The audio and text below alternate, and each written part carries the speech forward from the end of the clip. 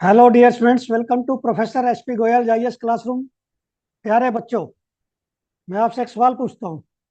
क्या इंडिया में कोई ऐसा मेंटर है या कोई ऐसा इंस्टीट्यूट है जो रोजाना आपको 10-15 क्वेश्चन इंडियन एक्सप्रेस और द हिंदू से क्रिटिकल एनालिसिस करके 4 घंटे 3 घंटे निकाल के दे दे रोजाना? और वो क्वेश्चन जो एग्जामिनर के माइंड में है या क्वेश्चन बैंक में हो सकते हैं यूपीएससी के, बिल्कुल उसी पैटर्न पे 40 स्टेटमेंट देनी रोजाना, 4 घंटे के सहज करने, कोई है? मुझे नहीं लगता। यदि आपका current affairs GS paper 1 prelims यदि हल्का सा भी कमजोर है, तो मैं एज प्रोफेसर इस एज में, इसका 40 साल से ज्यादा का तजर्बा है, एक्सपीरियंस है, आपको सलाह दूंगा इमीडिएटली आप इस कोर्स को ज्वाइन कीजिए। बड़ी मीगर सी फीस है, लेकिन आप ये जरूर कह देंगे 10 जून को या पहले ही कह देंगे एक हफ्ते बाद कि मेरा करंट बड़ा स्ट्रॉन्ग हो गया जी, अब मुझे लग रहा है मेरा स्टैटिक वीक है। सारे बच्चे 150-200 बच्चे जो मेरे साथ रजिस्टर किए हैं, सभी ये कह रहे हैं कि हमारा स्टैटिक अब लगने लग गया कमजोर है, पहले हमें स्टैटिक स्ट्रॉन्ग लग रहा था। आप भी ऐसे कहोगे ज्वाइन करते ही, ये मेरी गारंटी है, या आप एक हफ्ते बाद कह दोगे मेटेरियल पढ़ते ही? ओके। 2500+ एमसीक्यू मीन 10,000 से ज्यादा स्टेटमेंट रोजाना न्यूज़पेपर से देनी, 2 न्यूज़पेपर से। यदि आपने न्यूज़पेपर नहीं पढ़ा तो बिल्कुल नहीं डरना, फोमो नहीं करना, आप उनसे आगे चले जाएंगे 10 लाख बच्चों में यदि ज्वाइन कर लेंगे। और 2025 के बच्चे जैसे कोर्स लॉन्च करूंगा मेरे साथ चले, प्रीलिम में उनके क्वेश्चन गलत नहीं होने दूंगा करंट अफेयर्स का।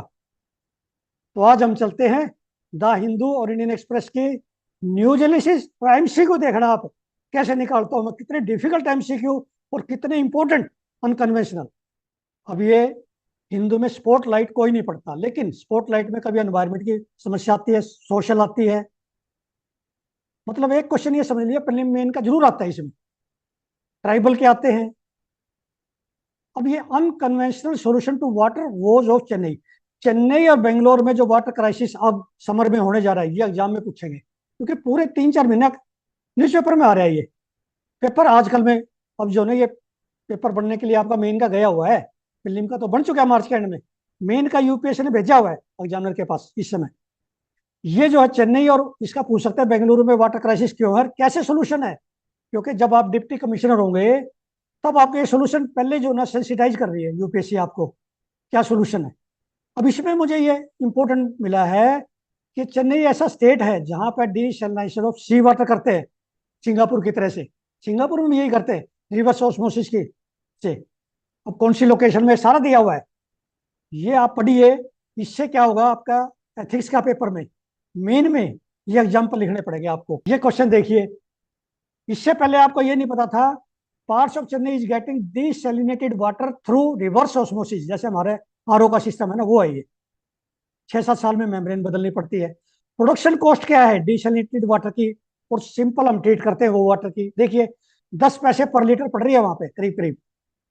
और जो सरफेस वाटर है, पौंड का वाटर ट्रीट करके जो हमें सप्लाई हो रही है वाटर वर्क्स के थ्रू, वो 1 पैसा आ रही है।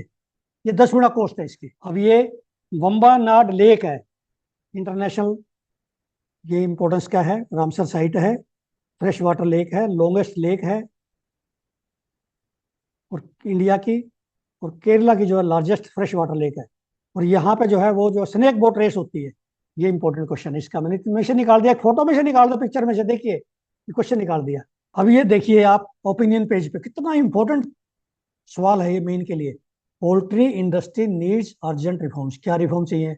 एक तो क्या है, पोल्ट्री में H5N1 आउटब्रेक आया हुआ है, ये 2006 में महाराष्ट्र में सबसे पहले जो है एक पेशेंट रिपोर्ट हुआ था। फिर आउटब्रेक आया 2020 में, 21 में।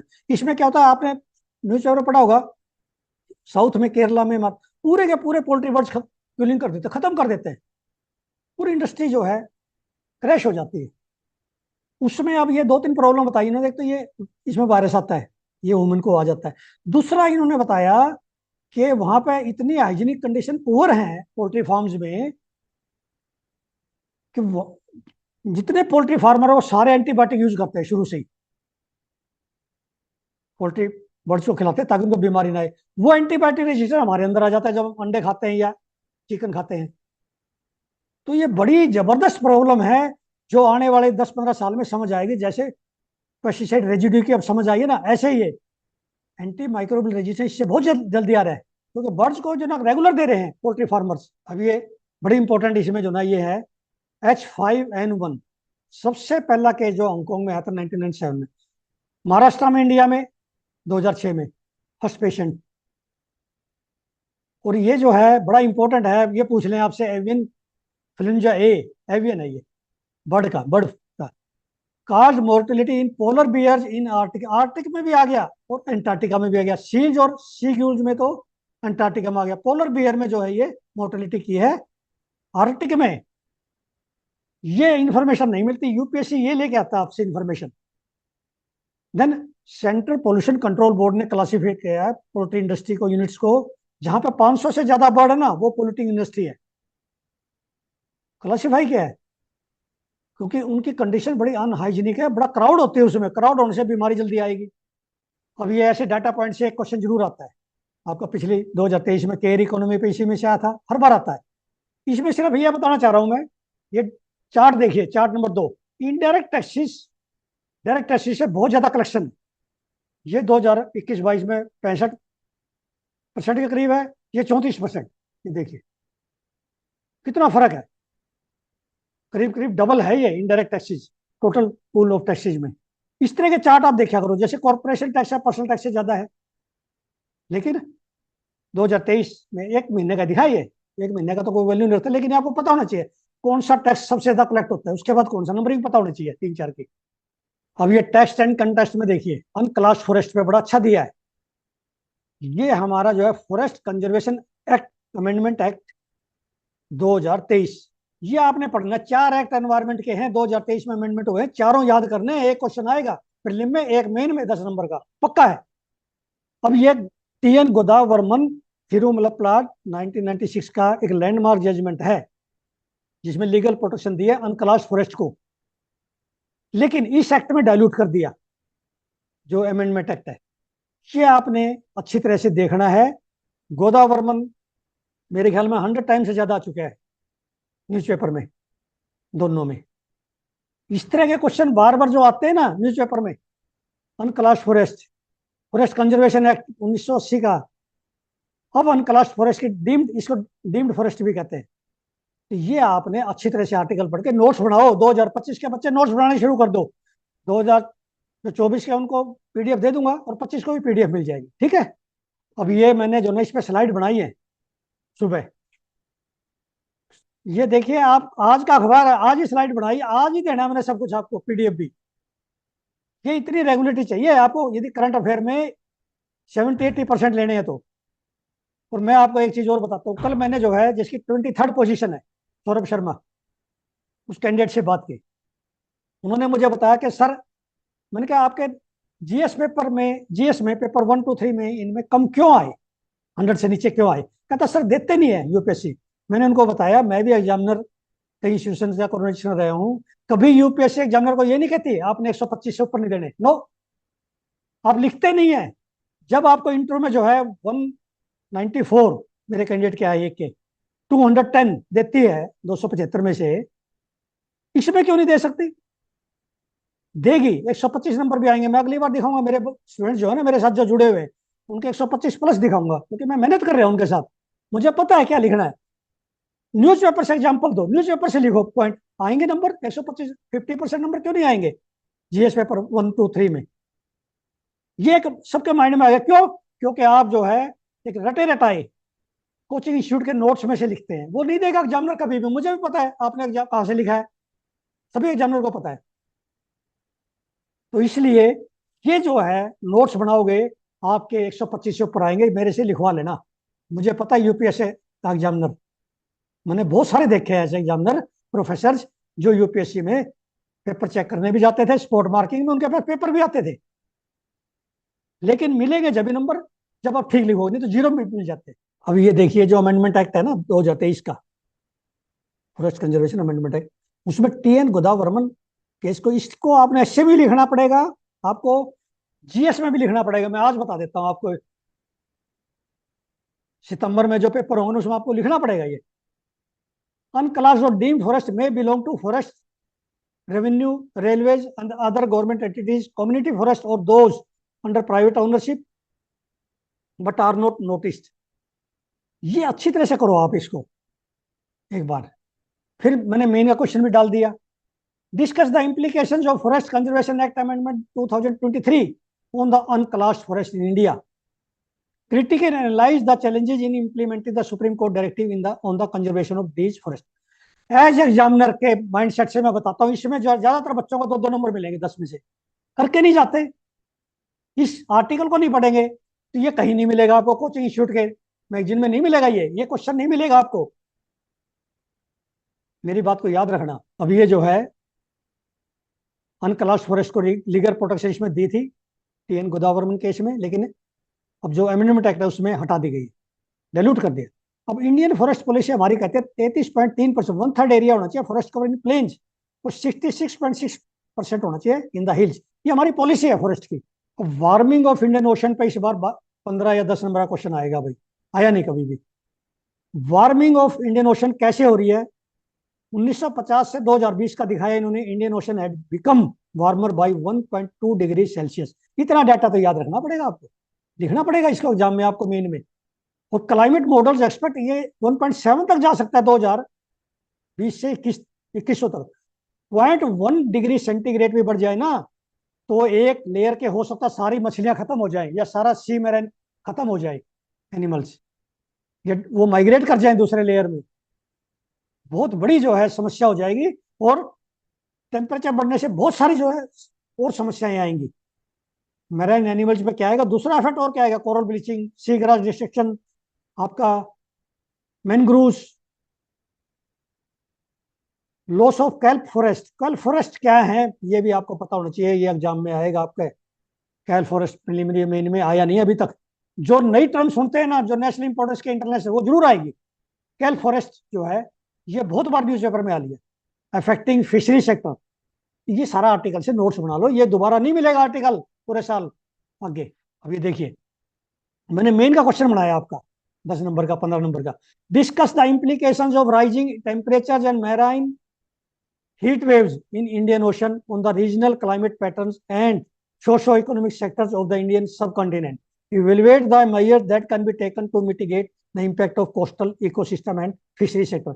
ऐसे क्वेश्चन 5 क्वेश्चन 20 में से जीएस पेपर 1, 2, 3 टच नहीं करते टॉपर भी, बस ऐसे लिख के आता है। 15 तो अच्छा कर देंगे, 5 में तो बस ऐसे लिख देंगे इंडियन ओशन में हीट वेव से ये हो जाएगा, मछली मर जाएंगे, ये हो जाएगा। उसमें नंबर आता है 10 में से 1 या 2। अब आएंगे आपके 6 नंबर, 7 नंबर मैं दिलवाऊंगा। अब इंडियन ओशन वार्मिंग की ना इतना डाटा आपको पता होना चाहिए, ये डाटा याद रखना है। ये डाटा आप लिख दोगे ना इतना, भैया 1.7 हो सकता है 2100 तक और 1.2 है 2020 तक, पिछले 70 साल में। आपके एग्जाम में इतने मार्क्स दे देगा। मैराइन हीट वेव्स ये नहीं सुनी आपने अभी तक, तो टेरेस्ट्रियल के सुन रहे थे आप। वो important question warming of Indian ocean पे पूछ लें, ओशन वार्मिंग वेरी इंपॉर्टेंट, अभी तक कभी भी नहीं आया आज तक की हिस्ट्री में, अब आएगा। What are marine heat waves, इसकी डेफिनेशन लिखनी है, लिखनी पड़ेगी आपको। Are prolonged extreme ocean warm water events. Even जो है पैसिफिक ओशन में जितने हैं ना आइलैंड कंट्री, उन पर बड़ा फर्क पड़ेगा। आपका जो है सारा मैराइन एनिमल जो है चेंज हो जाएगा उनका स्टेटा। आर्कटिक ओशन में, एंटार्क्टिका पे, हर जगह असर आएगा। अब देखिए एंटार्क्टिका पे, अटलांटिक ओशन क्या है, आर्कटिक के साथ जो है वहां पे ग्लोबल वार्मिंग से।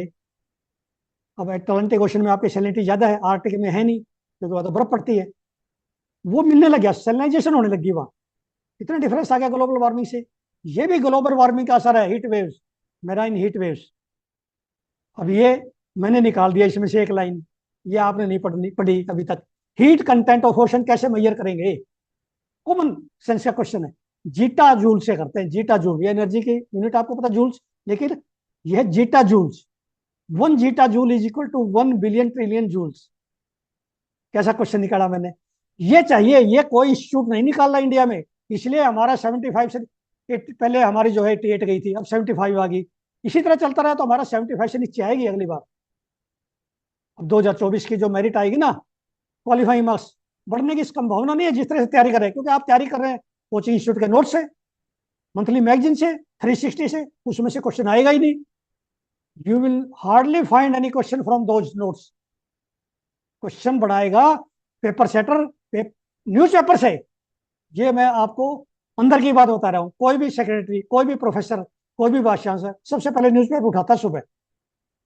ये मेरी बात याद रखना. और मेरा भी 42 साल का न्यूज़पेपर का तजर्बा है, क्योंकि क्वेश्चन उसी में है. अब ये देखिए साइंस पेज पे हिंदू के इलेक्शन के बारे में फिजिक्स में मैथ लगा रखा है. इसमें से क्वेश्चन देखिए मैंने कैसे पढ़ना, आपने आर्टिकल को ध्यान से. ये क्वेश्चन बना दिया.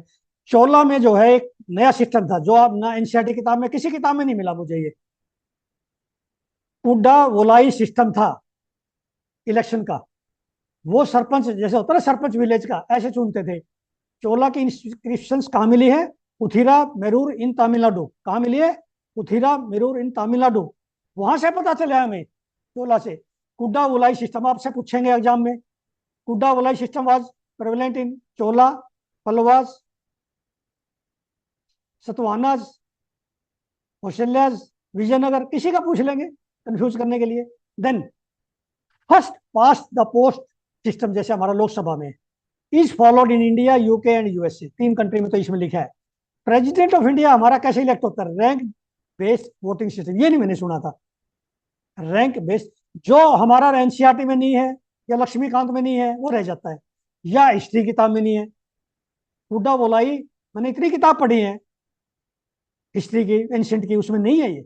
अब ये अगेन साइंस पेज पे मैं रोजाना 2-3 क्वेश्चन देता हूँ. चांग 6 lunar probe and long March 5 Y8 carrier rocket combination at the launch. ये लॉन्च करने जा रहे हैं. रॉकेट भी लिख दिया इसने और सैटेलाइट भी लिख दिया. Hainan province, China. तो इसका ये मैंने जो है क्वेश्चन निकाल दिया. चांगशीस भेजेंगे यूजिंग बैकअप स्पेसक्राफ्ट. 2020 का इनका स्पेसक्राफ्ट, तो उसके बैकअप के साथ भेजेंगे. It will collect soil and rocks from side of the moon that permanently faces away from the earth. अब ये आरपी एक्ट 1951 आपके सिलेबस में है, प्रीलिम में, मेन में भी है.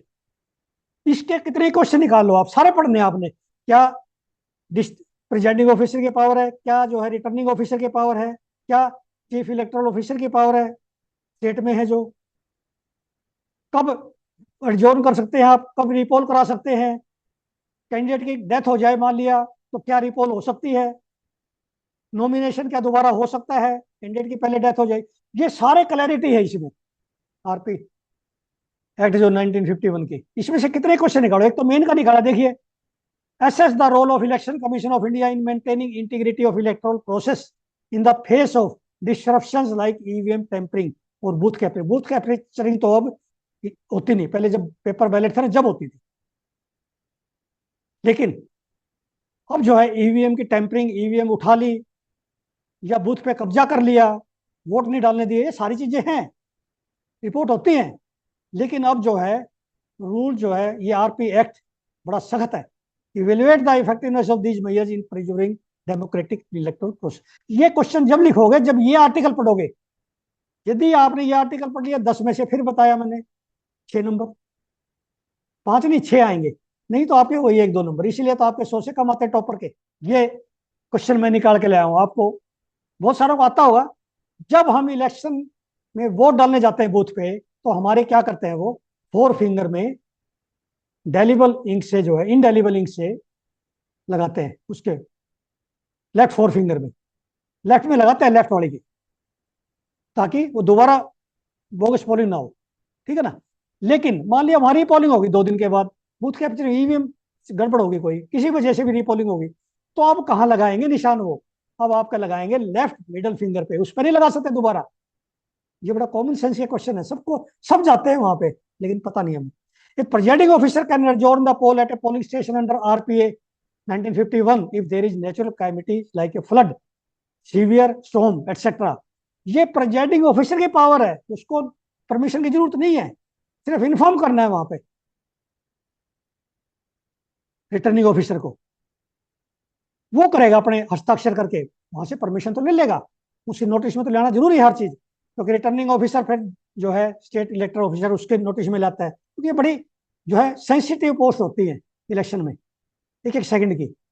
You have to be very careful when you will be the DM और एडीसी और SDM. Under RP act 1950, poll shall be adjourn only in case of death of a recognised political party candidate. आप, मुझे भी नहीं पता था ये। जब रिकॉग्नाइज्ड स्टेट पार्टी या नेशनल पार्टी या कैंडिडेट की डेथ होगी ना, तब एडजोर्न होगा पोल। इंडिपेंडेंट कैंडिडेट की वजह से नहीं होगा, उनकी डेथ हो जाती है तो। ये सारे इसमें काफी पॉइंट है, ये आप नोट्स बना लो, मुश्किल से आए हैं ये। आरपी एक्ट इतना इंपॉर्टेंट है, एक क्वेश्चन मेरी तरफ से नोट कर लो, 16 जून को आरपी एक्ट में से एक क्वेश्चन आएगा 2 नंबर का। अब ये अगेन एक्सप्लेन पेज में से कितने क्वेश्चन ले आया हम आज। अर्जेंटीना में जो है डिनोसोर मिले, herbivore dinosaur, 90 million year old. Question देखिए, मैंने क्वेश्चन निकाल दिया। Argentina scientist discovered 19 million old herbivore dinosaur. उसका क्या नाम रखा है? चाकीसोरस। ये बाईपेडल हर्बीवोर है। अब ये बड़ा इंपॉर्टेंट है, चाइना जो है हैंगोर क्लास सबमरीन बना के दे रहा है पाकिस्तान को। 1971 में पाकिस्तान की जो थी हैंगोर, उसने हमारा इंडियन फ्रिगेट आईएनएस खुखरी 71 वार में डुबो दिया था हमारा। ये सच्चाई है। तो अब हमें जो ना ये ध्यान रखना है, खास करके पाकिस्तान के या हमारे आसपास कंट्री हैं जैसे चाइना, उनके जो जैसे सबमराइन इनकी है, ये युआन क्लास, क्लास हैंगोर क्लास, इसके बदले में हमारा सामने कौन सा है जिससे हम मुकाबला करेंगे, वो इंपॉर्टेंट है ऐसे। अब ये पाकिस्तान के हैंगोर क्लास है ना सबमरीन, हमारी है कालवारी, ये पूछेंगे काउंटर पार्ट में, 4 दे देंगे आपके। हमारा ये मिसाइल है, हमारा मान लिया जो है राफेल है, पाकिस्तान का कौन सा है? F-16 है, क्या है? हमारा मिग है, पाकिस्तान का क्या है? हमारी जो सबमरीन ये है, हमारी मिसाइल पृथ्वी है, तो पाकिस्तान का कौन सा है? बाबर है, क्या है? ये आपका कभी भी क्वेश्चन आ सकता है, अभी तक आया नहीं है। तो हमारी कलवरी क्लास है, याद रखना। और हैंगोर क्लास इससे जो है ना बिगर है, जो पाकिस्तान के ना बिगर है हमारे से। अब ये बड़ा इंपॉर्टेंट, तैवान जो है 90% वर्ल्ड का मोस्ट एडवांस सेमीकंडक्टर चिप्स। किसी कंट्री वर्ल्ड में यदि उसकी इकोनॉमी जो है एडवांस होनी है, तो सेमीकंडक्टर चिप्स उसके पास होनी चाहिए। हमारा क्या हुआ 2023 में, मिडल में सेमीकंडक्टर नहीं थे, सारी फैक्ट्री बंद होगी कार बनाने वाली, इलेक्ट्रॉनिक्स की। बड़ी चिंता हो गई थी, प्रधानमंत्री ने पीआईएल स्कीम दी, फिर PIL. Taiwan producer 90% of the world most advance. हम सोचेंगे चाइना करता है, no, semiconductor chips Taiwan 90% market है। देन एक जगह है उनकी ये, सिंचू, और Hsinchu is home to world most valuable chip making company, Taiwan semiconductor manufacturing company. Hsinchu जो है ये होम है वर्ल्ड का चिप मेकिंग का, सेमीकंडक्टर का। क्या आप सोच सकते हैं ये क्वेश्चन? आप एक बार देखो, ये आप सब डीएम लगने जा रहे हैं, सबके बड़े बड़े सपने, पेरेंट्स के भी, आपके भी, और समाज के भी। ये जितने मैंने क्वेश्चन दिए हैं आज प्रीलिम और मेन के, 15 के करीब, आप एक क्वेश्चन इसमें सोच के दिखाओगे। आप अखबार पढ़े आपने, तो क्या आपने निकाला उसमें से? एक क्वेश्चन निकालने में भी मुझे कई बार आधा आधा घंटा लग जाता है एज एग्जामिनर, पेपर सेटर के माइंड से करता हूं मैं। इसलिए मैं बार बार कहता हूं, जो बच्चों को थोड़ा सा डाउट है, इमीडिएटली आप जो है रजिस्टर कीजिए और एकदम से स्ट्रेस फ्री हो जाइए 16 जून तक करंट अफेयर में। फिर आपको पता चलेगा करंट अफेयर की वैल्यू क्या है। Thank you very much.